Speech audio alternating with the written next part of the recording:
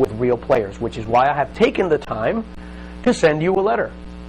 If you truly are for real as a real estate investor and you're interested in investing opportunities, please contact me so that we can discuss possibly working together.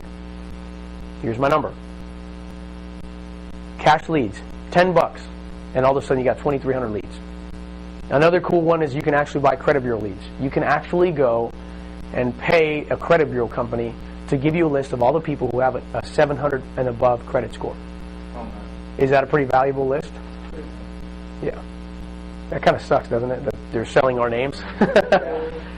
But it's a very effective way to, and you can be as specific as you want. You can say, I want them specifically in the Irvine neighborhoods in California.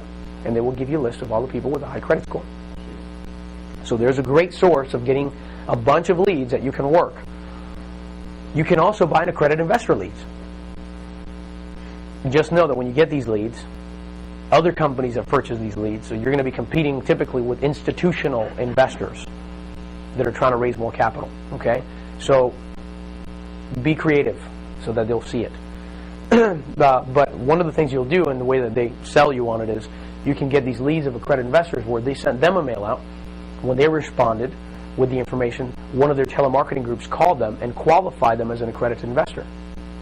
And so they asked them questions, and they are interested in investing and bonds and blah, blah, blah, and they are an accredited investor, and so now you can follow up with them. Another really cool one, and this is actually free. If you build a relationship with an actual title company, we did this, and I was blown away. We were going to do an event in California. We wanted to fill up the room, and we wanted people that were filthy rich. So we were like, how are we going to do this? Other than connecting with other people, right? So we decided we wanted to do a direct mail marketing campaign to bring people to the event. So we needed leads, right? So we called the title company that we've done many closings with, and we said, look, we need a favor. Can you help us to get a list of addresses of people who own their home and have owned it free and clear for the last 10 years? Because what? They probably have equity.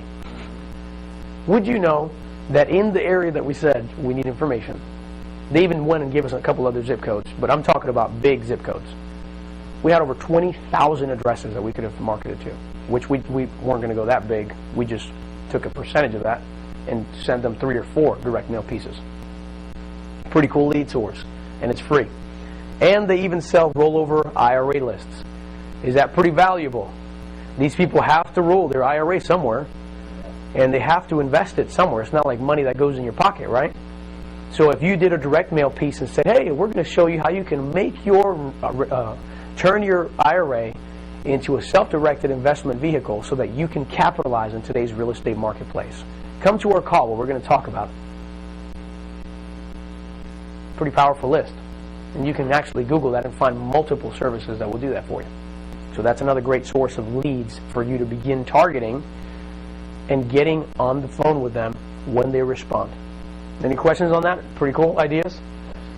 Somebody's minds are popping and going, oh man, this is great. All right, here's some quick tips. All right, measure results and calculate your ROM, your return on mailing. Because if you're putting money when you're doing direct mail, you don't want to be just sinking all this money into something and not getting any returns. So measure it, calculate it. You can do that by putting a matrix, a little spreadsheet to say, okay, here's how much money we did in actually doing a direct mail. What is the percentage of people who called? Out of those people who called, how many people were actually seriously interested? And if you converted 1 or 2 of them, was it $25,000, $100,000, $500,000? Was that worth the investment? If so, do it again. Right? Another thing is mail frequently to a smaller subset of your list. If you get 20,000 leads, people say, well, let me just direct mail all of them with all my money. That's not effective. You might want to pick 500 of the closest within an area and then send them 3 or 4 times as opposed to sending 20,000 one time. So be consistent, because if you're consistent, you'll get a higher rate of return and a response. That's very important. Create excitement. Act now for a limited time. You know, it really works. You don't want to be too hypey, but you want to make sure you have some calls to action to contact you.